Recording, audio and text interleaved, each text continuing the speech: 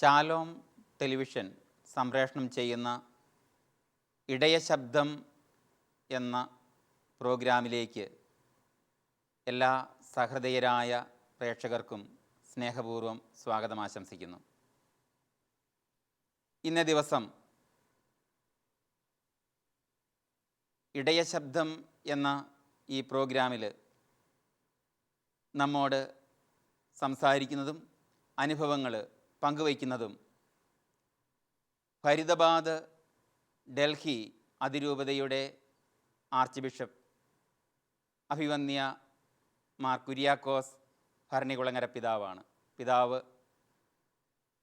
19 വർഷക്കാലം വത്തിക്കാൻ പ്രതിനിധിയായി UN-ലും അതുപോലെ തന്നെ മറ്റ് വിദേശ രാജ്യങ്ങളിലും സഭയ്ക്ക് വേണ്ടി സ്തുത്യർഹമായ സേവനം ചെയ്യുകയുണ്ടായി. ഇപ്പോൾ അഭിവന്യ പിതാവ് ഫരീദാബാദ് ഡൽഹി അതിരൂപതയുടെ ആർച്ച് ബിഷപ്പായി 6 സംസ്ഥാനങ്ങൾ ഉൾപ്പെടുന്ന ആ പ്രദേശത്തെ വിശ്വാസികൾക്ക് ശക്തമായ നേതൃത്വം നൽകുകയാണ്. നമുക്ക് അഭിവന്യ പിതാവിനെ ഈ പ്രോഗ്രാമിലേക്ക് സ്നേഹപൂർവ്വം സ്വാഗതം ചെയ്യാം. അഭിവന്യ പിതാവെ, ഞങ്ങൾ അങ്ങയെ ഈ പ്രോഗ്രാമിലേക്ക് പ്രത്യേകം ക്ഷണിക്കുന്നു.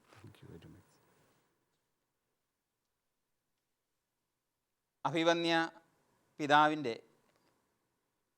കുടുംബ പശ്ചാത്തലത്തെക്കുറിച്ച് അറിയുവാനായിട്ട് ഞങ്ങൾക്ക് ഏറെ താല്പര്യമുണ്ട്. എറണാകുളം അങ്കമാലി അതിരൂപതയിലെ കരിപ്പാശ്ശേരി ഇടവകയാണ് എൻ്റെ ജന്മസ്ഥലം. എനിക്ക് 6 സഹോദരി സഹോദരന്മാരാണുള്ളത്. എൻ്റെ പ്രാഥമിക വിദ്യാഭ്യാസം അവിടെ തന്നെയുള്ള ഗവൺമെൻറ് സ്കൂളിലും ഫൊറോന പള്ളിയിലെ സെൻറ്റ് മേരീസ് UP സ്കൂളിലുമായിരുന്നു. SSLC പരീക്ഷയ്ക്ക് ശേഷമാണ് ഞാൻ സെമിനാരിയിൽ ചേർന്നത്, എറണാകുളം അങ്കമാലി അതിരൂപതയുടെ മൈനർ സെമിനാരിയിൽ.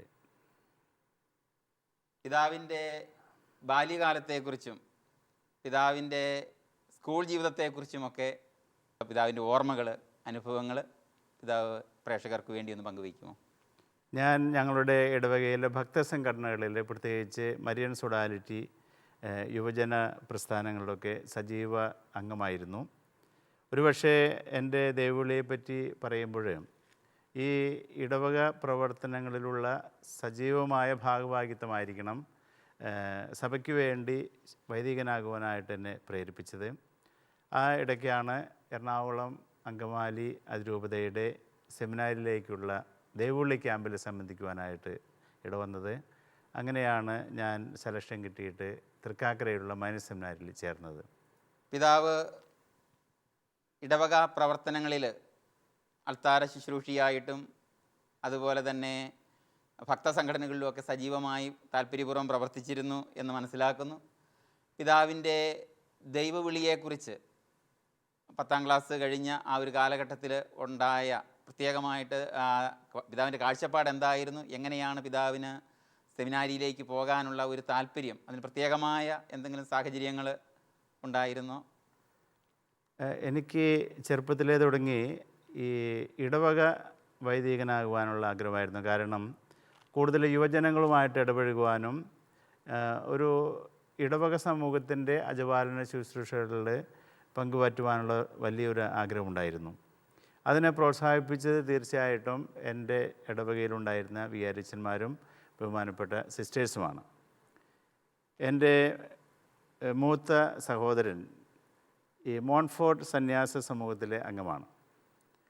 ജ്യേഷ്ഠനെ സംബന്ധിച്ചിടത്തോളം ഒരു സന്യാസ സഭയിൽ അംഗമാകണമെന്നുള്ള ആഗ്രഹമായിരുന്നെങ്കിൽ എനിക്ക് കൂടുതൽ ഇടവക പട്ടത്തോടായിരുന്നു. ഇടവകയിലെ ആളുകളുമായിട്ടുള്ള ശുശ്രൂഷകൾ, യുവജനങ്ങളുമായിട്ടുള്ള ഇടപെടലുകൾ, അങ്ങനെ ഒരു ഇടവക ജീവിതത്തിൻ്റെ അജപാലനത്തിലേക്ക് പ്രവേശിക്കാനായിരുന്നു എനിക്ക് ആഗ്രഹം. അതുകൊണ്ട് തന്നെയാണ് തൃക്കാക്കരയിലുള്ള രൂപതയ്ക്ക് വേണ്ടിയിട്ടുള്ള മൈനർ സെമിനാരിയിൽ ഞാൻ പോയത്. എറണാകുളം അങ്കമാലി അതിരൂപത വളരെ വിശാലമായ ഏറെ അംഗങ്ങളുള്ള ഒരു രൂപതയാണ്. എറണാകുളം അങ്കമാലി രൂപതയിൽ പിതാവ് മൈനർ സെമിനാരിലേക്ക് കടന്നു ചെല്ലുമ്പോൾ ഞാൻ മനസ്സിലാക്കുന്നതനുസരിച്ച് ഏറെ ദൈവവിളികൾ സെമിനാരിയിലേക്ക് ഉണ്ടായിരുന്നൊരു കാലഘട്ടത്തിലാണ് പിതാവും കടന്നു ചെല്ലുക. പിതാവിൻ്റെ മൈനർ സെമിനാരി ജീവിതത്തെക്കുറിച്ചും പിതാവിൻ്റെ മേജർ സെമിനാരി പഠനങ്ങൾ എവിടെയായിരുന്നു എന്നൊക്കെ ഒന്ന് വിവരിക്കാമോ? എൻ്റെ മൈനർ സെമിനാരി തൃക്കാക്കരയിലുള്ള ഞങ്ങളുടെ സേക്രഡ് ഹാർട്ട് മൈനർ സെമിനാരിലായിരുന്നു. അതിനുശേഷം ഫിലോസഫി പഠനത്തിന് ഞാൻ ആലുവയിലുള്ള കർമ്മലഗിരി സെമിനാരിയിൽ ചേർന്നു. കർമ്മലഗിരി സെമിനാരിയിൽ 3 വർഷത്തോളം ഫിലോസഫി, അതിനുശേഷം മംഗലപ്പുഴയിലുള്ള സെൻറ്റ് ജോസഫ് സെമിനാരിയിലായിരുന്നു എൻ്റെ തിയോളജി ദൈവശാസ്ത്ര പഠനം. ഈ തിയോളജി പഠനത്തിന് ശേഷമായിരുന്നു 1983 ഡിസംബറിൽ എൻ്റെ പട്ടം. ഭക്തസംഘടനകളിലുള്ള സജീവമായ ഭാഗഭാഗിത്വം എൻ്റെ ദൈവവിളിയെ പ്രോത്സാഹിപ്പിക്കുവാനായിട്ട് സഹായമായതുപോലെ തന്നെ എൻ്റെ കുടുംബത്തിലെ കുടുംബ പ്രാർത്ഥനയും പ്രാർത്ഥനാ ചൈതന്യവും മാതാപിതാക്കളുടെ മാതൃകയും എൻ്റെ ദൈവവിളിയെ ഏറെ സ്വാധീനിച്ചിട്ടുണ്ട്. സഭയുടെ പഠനങ്ങൾ പറയുന്നത് കുടുംബം ഒരു ഗാർഹിക സഭയാണെന്നാണ്. ആദ്യത്തെ മൈനർ സെമിനറി കുടുംബമാണ്. ഒന്നാമത്തെ പ്രസംഗപീഠം പുൾപിറ്റ് കുടുംബമാണ്. അപ്പോൾ അങ്ങനെയുള്ള നല്ല കുടുംബ പശ്ചാത്തലങ്ങളിൽ നിന്നാണ് ഇന്നും നല്ല ദൈവവിളികൾ ഉണ്ടാകുന്നത്.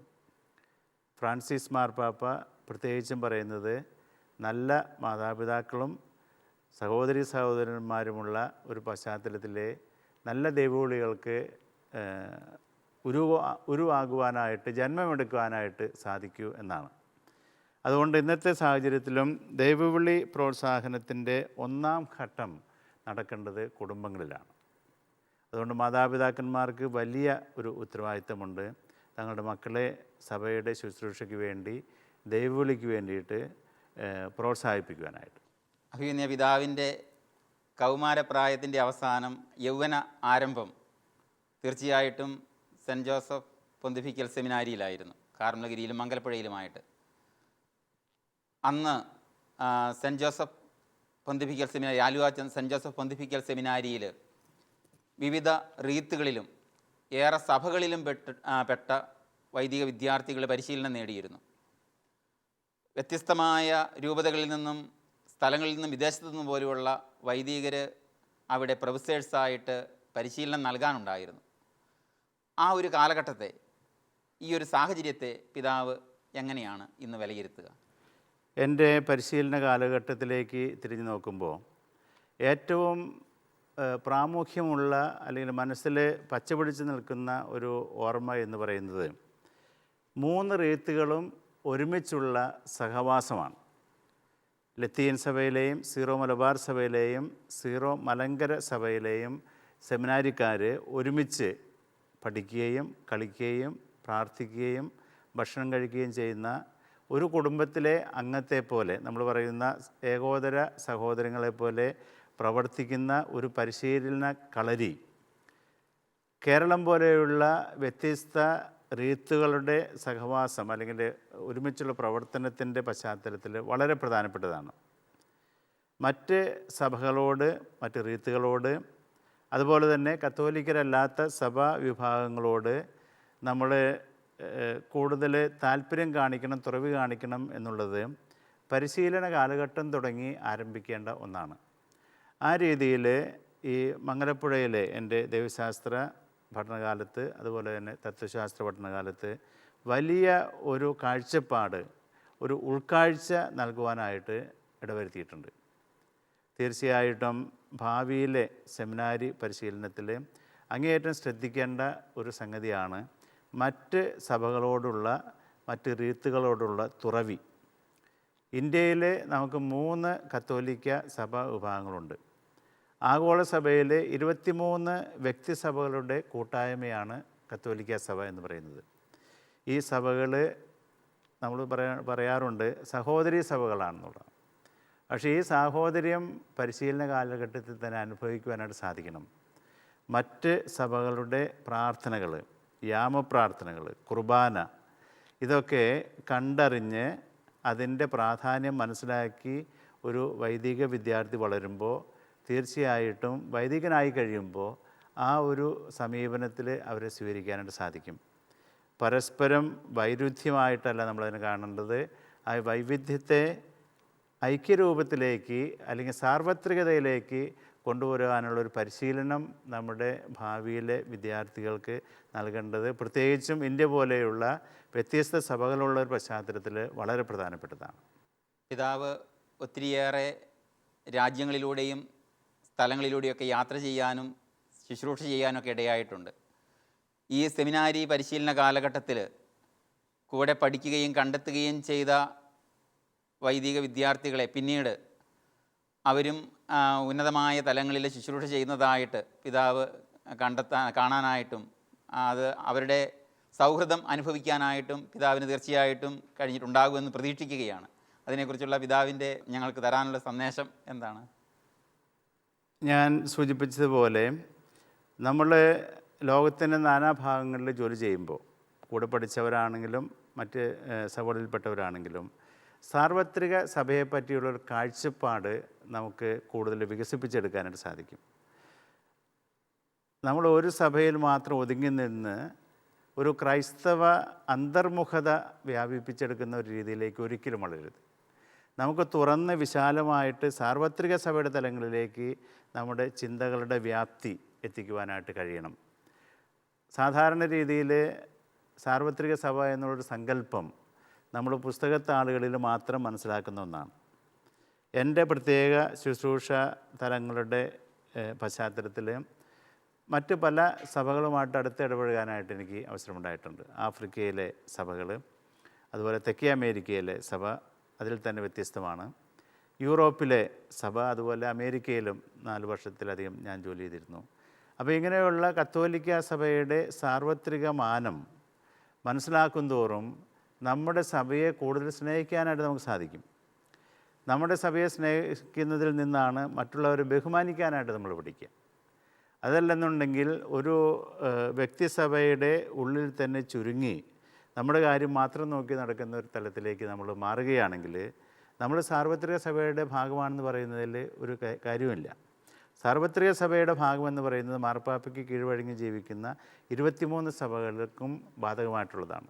നമുക്കറിയാം, വേദപാഠത്തിൽ നമ്മൾ പഠിക്കുന്നുണ്ട്, കാനൻ നിയമത്തിൽ പറയുന്നുണ്ട്, ഒരേ വിശ്വാസം, ഒരേ കൂദാശകൾ, പിന്നെ പരിശുദ്ധ മാർപ്പാപ്പയോടുള്ള വിധേയത്വം. ഇതാണ് ഈ ഒരു വ്യക്തിയെ കത്തോലിക്കനാക്കുന്നത്. അപ്പോൾ ഇത് പാലിക്കുന്നവർ ഒരു വിഭാഗക്കാർ മാത്രമല്ല, സീറോ മലബാർ സഭക്കാർ മാത്രമല്ല, സീറോ മലങ്കര സഭയുണ്ട്, ലത്തീൻ സഭയുണ്ട് ഇന്ത്യയിൽ. അതുപോലെ തന്നെ ലോകത്തിൻ്റെ നാനാഭാഗങ്ങളിൽ വ്യത്യസ്തമായിട്ടുള്ള സഭകൾ പൗരസ്ത്യ പാശ്ചാത്യ കുടുംബ പശ്ചാത്തലത്തിലുണ്ട്. കുടുംബം എന്ന് പറയുന്നത് എക്ലേസിയൽ ഫാമിലി ആണ്. 5 പാരമ്പര്യങ്ങളിലാണല്ലോ ഈ സഭകളെല്ലാം ഉൾക്കൊണ്ടിരിക്കുന്നത്. അപ്പോൾ ഈ സഭകളെയെല്ലാം ഉൾക്കൊള്ളുവാനും മനസ്സിലാക്കുവാനും ബഹുമാനിക്കുവാനും നമുക്ക് സാധിക്കണം. അപ്പോഴാണ് സഭയുടെ കത്തോലിക്ക സ്വഭാവം, സാർവത്രിക സ്വഭാവം കൂടുതൽ നമുക്ക് മനസ്സിലാക്കുവാനായിട്ട് കഴിയുക.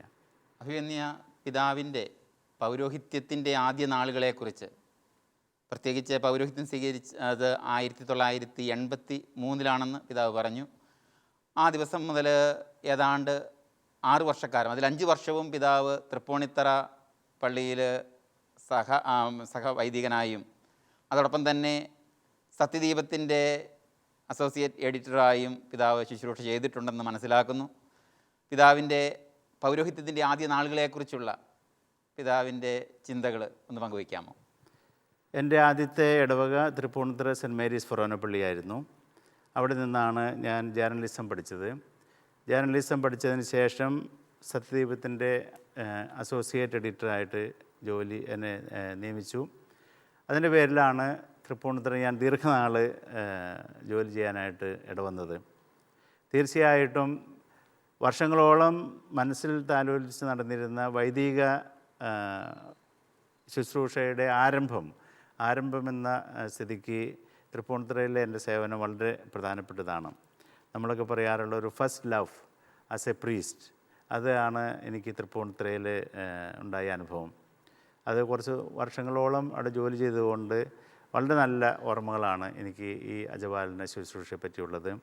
അവിടുത്തെ സഹവികാരിയായിരുന്നു, അസിസ്റ്റൻ്റ് പാരിഷ് പ്രീസ്റ്റായിരുന്നു ഞാൻ. PRH എൻ്റെ കീഴിൽ കുട്ടികളുടെ വേദപാഠ ക്ലാസ്സുകളൊക്കെ ക്രമീകരിക്കുക, യുവജന സംഘടനകളുടെ പ്രവർത്തനം സജീവമാക്കുക, ഭക്തസംഘടനകളെ കൂടുതൽ വ്യാപിപ്പിക്കുക, അതുപോലെ തന്നെ അവിടെ ഉണ്ടായിരുന്ന കുരിശുപള്ളികളിൽ പോയി ശുശ്രൂഷ ചെയ്യുക. അങ്ങേയറ്റം മനസ്സിൽ പച്ചപിടിച്ച ഓർമ്മകൾ നിറഞ്ഞു നിൽക്കുന്ന ഒരു കാലഘട്ടമായിരുന്നു അത്. അവിടുത്തെ 5 വർഷത്തോളമുള്ള എൻ്റെ സേവനത്തിന് ശേഷം ഞാൻ പിന്നെ പോയത് മലയാറ്റൂർ വിമലഗിരി എന്നുള്ള പള്ളിയിലാണ്. അവിടെ നിന്നാണ് ഞാൻ പുറത്തേക്ക് പഠിക്കാനായിട്ട് റോമിലേക്ക് പോയത്. അഭിയന്യ പിതാവ് പഠന കാലഘട്ടത്തിൽ വളരെ സമർത്ഥനായിരുന്നു എന്ന് മനസ്സിലാക്കാൻ കഴിഞ്ഞിട്ടുണ്ട്. അഭിയന്യ പിതാവ് ഓറിയൻ്റൽ കാനൻ ലോയിലും ലത്തീൻ കാനൻ ലോയിലും ഉപരിപഠനം നടത്തുകയും അതിൽ ഡോക്ടറേറ്റ് സമ്പാദിക്കുകയും ചെയ്തു. തുടർന്നുള്ള പിതാവിൻ്റെ ഏറെ വർഷക്കാലം റോമിലെ പഠനവുമായിട്ട് ബന്ധപ്പെട്ട് പിന്നെ പിതാവ് നേരിട്ട് തന്നെ ഡിപ്ലോമാറ്റിക് സർവീസിലേക്ക് പ്രവേശിക്കുകയാണ് ചെയ്തത്. ആ ഒരു പഠന കാലഘട്ടത്തെയും റോമിലെ പിതാവിൻ്റെ ജീവിതത്തെയും കുറിച്ച് ഞങ്ങൾക്കൊന്ന് പറഞ്ഞു തരുമോ?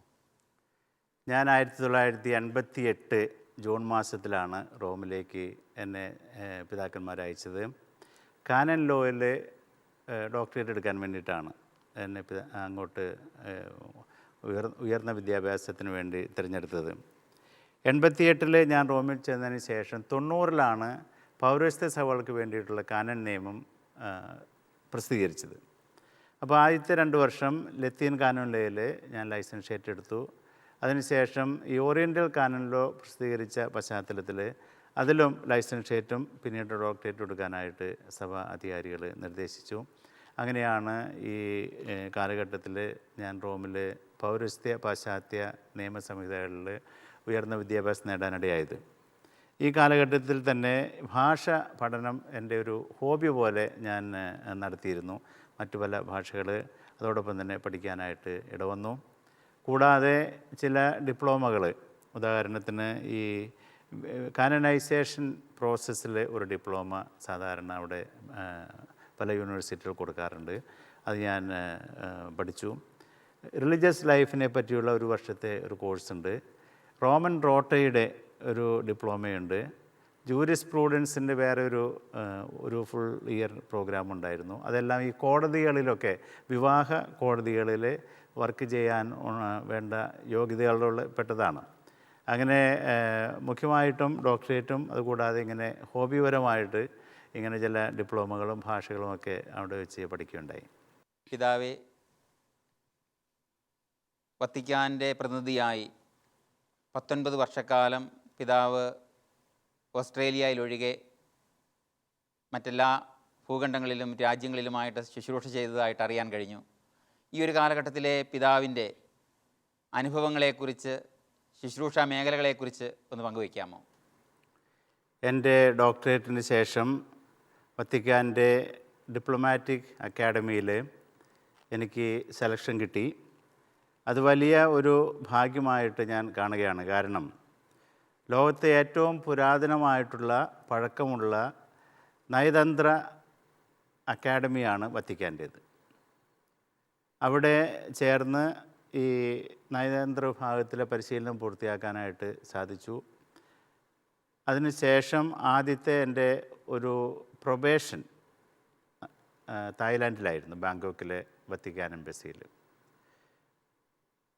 പിന്നീട് കാമറൂണിലേക്കാണ് എനിക്ക് നിയമനം ലഭിച്ചത്. കാമറൂണിന് ശേഷം ഇറാഖിൽ 3 വർഷത്തിലുണ്ടായിരുന്നു, സദാം ഹുസൈൻ്റെ കാലഘട്ടത്തിൽ. ഇറാഖിലെ ശുശ്രൂഷയ്ക്ക് ശേഷം തെക്കേ അമേരിക്കയിൽ വെനിസ്വേലയിൽ 3 വർഷത്തോളം ഉണ്ടായിരുന്നു. വെനിസ്വേലയിൽ നിന്ന് എനിക്ക് സ്ഥലമാറ്റം കിട്ടിയത് വീണ്ടും ആഫ്രിക്കയിലേക്കാണ്, കോങ്കോയിൽ. കോങ്കോ, ഗബോൺ എന്നീ 2 രാജ്യങ്ങളിലെ സഭയുടെ നയതന്ത്ര കാര്യങ്ങൾ നോക്കുവാനായിട്ട്. അതിനുശേഷം ആണ് ഞാൻ ഐക്യരാഷ്ട്രസഭയിൽ വത്തിക്കാൻ്റെ എംബസിയിൽ പ്രവർത്തിച്ചത്. അവിടെ 4 വർഷത്തിലേറെ ജോലി ചെയ്തു. അവിടെ നിന്ന് എനിക്ക് പിന്നീട് ട്രാൻസ്ഫർ കിട്ടിയത് ജർമ്മനിയിൽ ബെർലിനിലെ വത്തിക്കാൻ എംബസിയിൽ ജോലി ചെയ്തുകൊണ്ടിരിക്കുമ്പോഴാണ് ഈ പുതിയ നിയമനവുമായിട്ട് ഞാൻ ഇന്ത്യയിലേക്ക് വന്നത്, ഫരീദാബാദ് ഡൽഹിയിലെ പ്രഥമ മെത്രാൻ എന്നുള്ള രീതിയിൽ. ഈ വ്യത്യസ്ത രാജ്യങ്ങളിൽ ജോലി ചെയ്യുമ്പോൾ ഉള്ള അനുഭവങ്ങളെപ്പറ്റി പറയുകയാണെങ്കിൽ, ഏറ്റവും പുരാതനമായിട്ടുള്ള ഡിപ്ലോമാറ്റിക് അക്കാഡമി, അതുപോലെ ഏറ്റവും പുരാതനമായിട്ട് വർഷങ്ങളോളം പഴക്കമുള്ള ഈ നയതന്ത്ര ചരിത്രമുള്ള വത്തിക്കാൻ്റെ പ്രതിനിധികൾ മറ്റ് രാജ്യങ്ങളിൽ ജോലി ചെയ്യുന്നത് ഈ പ്രഥമവും പ്രധാനവുമായിട്ടൊരു പ്രേക്ഷിതനായിട്ടാണ്. അവിടെയുള്ള ഈ പ്രാദേശിക സഭകളും വത്തിക്കാനുമായിട്ടുള്ള ബന്ധം, പ്രത്യേകിച്ചും പരിശുദ്ധ സിംഹാസനവും മാർപ്പാപ്പയുമായിട്ടുള്ള ബന്ധത്തെ ക്രമീകരിക്കുക എന്നുള്ളതാണ് വത്തിക്കാൻ നയതന്ത്ര വിഭാഗത്തിൽ ജോലി ചെയ്യുന്ന ഒരാളുടെ ഏറ്റവും പ്രഥമമായിട്ടുള്ള ഉത്തരവാദിത്വം. രാഷ്ട്രീയപരമായിട്ടുള്ള ജോലിയുണ്ട്. പക്ഷേ വൈദികരെന്ന രീതിയിൽ, മെത്രാന്മാരെന്നുള്ള രീതിയിൽ നമുക്ക് ഏറ്റവും കൂടുതലായിട്ട് ചെയ്യുവാനുള്ളത് പ്രാദേശിക സഭകളുമായിട്ടുള്ള ബന്ധത്തെ ക്രമീകരിക്കുക എന്നുള്ളതാണ്. അതിൻ്റെ ഭാഗമായിട്ടാണ് ഒരു രാജ്യത്ത് മെത്രാന്മാരെ നിയമിക്കുന്നത്, അതുപോലെ അവിടെയുള്ള സെമിനാരി പരിശീലനത്തിൻ്റെ കാര്യം നോക്കുന്നത്, സന്യാസ സഭകളുടെ പ്രവർത്തനങ്ങളെ വീക്ഷിക്കുന്നത്. ഇതെല്ലാം ഈ സഭാപരമായിട്ടുള്ള നയതന്ത്രജ്ഞൻ്റെ ജോലിയാണ്. അതോടൊപ്പം തന്നെ ഒരു രാജ്യത്തെ, പ്രത്യേകിച്ച് ആഫ്രിക്കൻ രാജ്യങ്ങളിൽ, തെക്കേ അമേരിക്കൻ രാജ്യങ്ങളിലുള്ള രാഷ്ട്രീയ സംഭവ വികാസങ്ങളെ നിരീക്ഷിക്കണം. അവിടെ നീതി നടപ്പാവുന്നുണ്ടോ എന്നുള്ളത് സൂക്ഷിക്കണം. അല്ലെങ്കിൽ അഴിമതി നടക്കുന്നുണ്ടോ, പ്രത്യേകിച്ചും ജനാധിപത്യപരമായിട്ടുള്ള രീതിയിൽ ഇലക്ഷൻസൊക്കെ സംഘടിപ്പിക്കുന്നുണ്ടോ, അവിടെ പാവങ്ങളുടെ കാര്യങ്ങളൊക്കെ ശ്രദ്ധിക്കുന്നുണ്ടോ എന്നുള്ള രീതിയിൽ ഉള്ള രാഷ്ട്രീയ കാര്യങ്ങളിലും ഞങ്ങൾ ഇടപെടേണ്ടതായിട്ടുണ്ട്. അങ്ങനെയുള്ള പ്രവർത്തനങ്ങളുടെ ഏതാണ്ട് അവസാന കാലഘട്ടത്തിലാണ് ഞാൻ UN ഐക്യരാഷ്ട്രസഭയിൽ ചെന്നത്. അവിടുത്തെ പ്രവർത്തനങ്ങൾ പ്രത്യേകിച്ചും ഈ രാഷ്ട്രീയപരമായിട്ടുള്ള കാര്യങ്ങൾ മാത്രമായിരുന്നു. കാരണം വത്തിക്കാൻ്റെ അമേരിക്കയിലെ സഭാപരമായിട്ടുള്ള കാര്യങ്ങൾ നോക്കാനായിട്ട് വാഷിങ്ടണിൽ ഒരു പ്രതിനിധിയുണ്ട്, അവിടെയുള്ള സഭയുടെ കാര്യങ്ങൾ കൂടുതൽ ശ്രദ്ധിക്കാനായിട്ട്. ന്യൂയോർക്കിലുള്ള ഐക്യരാഷ്ട്രസഭയുടെ ഈ എംബസിയിൽ പ്രധാനമായിട്ടും അന്തർദേശീയ കാര്യങ്ങളും ഈ രാഷ്ട്രീയ ചർച്ചകളുമൊക്കെയാണ് പ്രധാനമായിട്ടും നടക്കുക. അഭിമന്യ പിതാവ് ഏതാണ്ട് 8-9 ഭാഷകൾ നല്ല രീതിയിൽ കൈകാര്യം ചെയ്യുമെന്ന് കേട്ടിട്ടുണ്ട്. ഈ ഭാഷകളൊക്കെ പഠിക്കാനായിട്ട് പിതാവിനുണ്ടായ പ്രത്യേകമായ താല്പര്യം അതെങ്ങനെയാണ്? ചില ഭാഷകളൊക്കെ ആണെങ്കിൽ നമുക്കറിയാം, ജർമ്മൻ പോലെയുള്ള ഭാഷകളൊക്കെ പഠിച്ചെടുക്കാനായിട്ട് ഏറെ ബുദ്ധിമുട്ടുണ്ടെന്ന് കേട്ടിട്ടുണ്ട്. അപ്പോൾ ഇങ്ങനെ ബുദ്ധിമുട്ടുള്ള ഭാഷകളും 8-9 ലാംഗ്വേജ് നമ്മൾ ഹൃദ്യസ്ഥമാക്കുമ്പോൾ അത് ഏത് രീതിയിലാണ് പിതാവ് ഈ ഭാഷകളൊക്കെ ഹൃദ്യസ്ഥമാക്കിയത് എന്ന്? ഭാഷകൾ എനിക്ക് ചെറുപ്പത്തിലെ തന്നെ വളരെ താല്പര്യമുള്ള ഒരു വിഷയമായിരുന്നു. ഞാൻ MA മലയാളം എടുത്ത് ഇവിടെ പഠിച്ച ആളാണ്. ആ കാലഘട്ടത്തിൽ തന്നെ സംസ്കൃതം കുറച്ചും കൂടി ആഴത്തിൽ സെക്കൻഡ് ലാംഗ്വേജായിട്ട് പഠിക്കാനായിട്ട് ഇടവന്നു.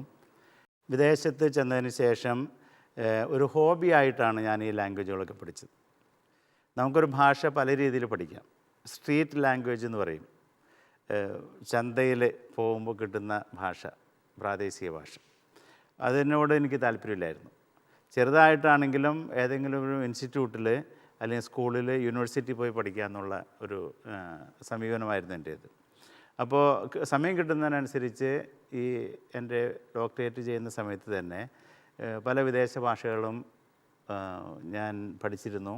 അതിനുശേഷം ഈ നയതന്ത്ര സ്കൂളിൽ പ്രവേശിച്ച് കഴിഞ്ഞപ്പോൾ അത് വലിയൊരു അനുഗ്രഹമായി. കാരണം വത്തിക്കാൻ്റെ നയതന്ത്ര പ്രതിനിധികൾക്ക് ഈ ഭാഷകൾ വളരെ ആവശ്യമാണ്.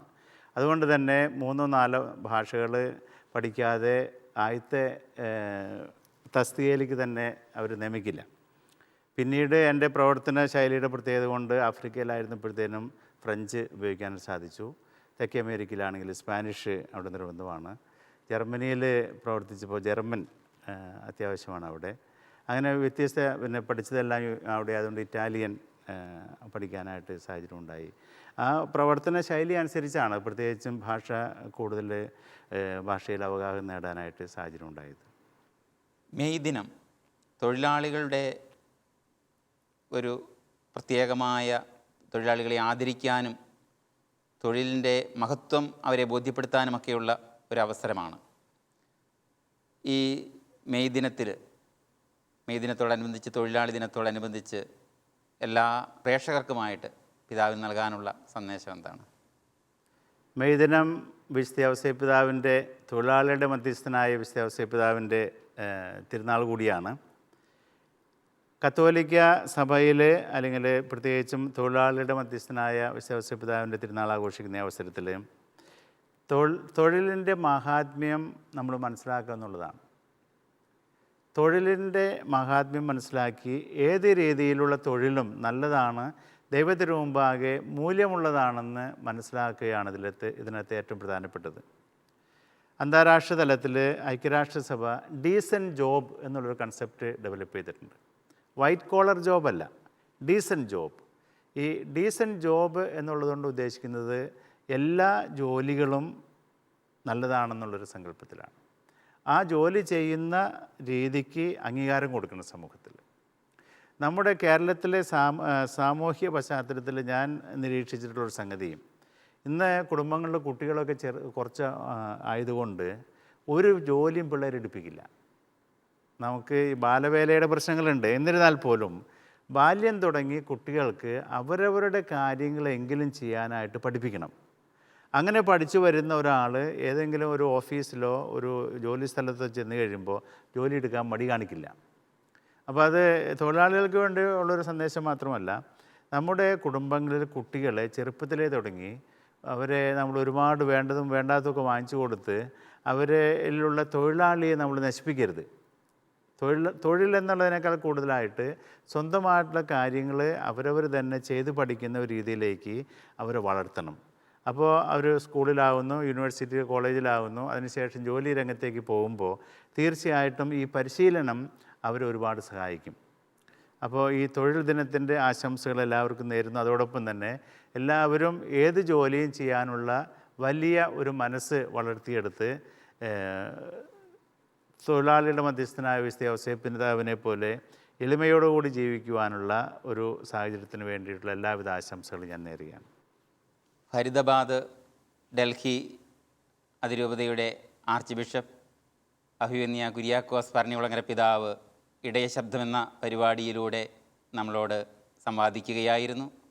അഭിവന്യ പിതാവിന് എല്ലാ പ്രേക്ഷകരുടെയും നാമത്തിൽ ഹൃദ്യമായ നന്ദിയും കൃതജ്ഞതയും ഭാവുകങ്ങളും ആശംസിക്കുന്നു.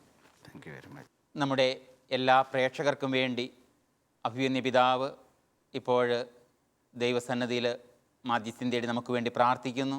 പിതാവിൻ്റെ പ്രാർത്ഥനയും ആശീർവാദവും നമുക്കിപ്പോൾ സ്വീകരിക്കാം.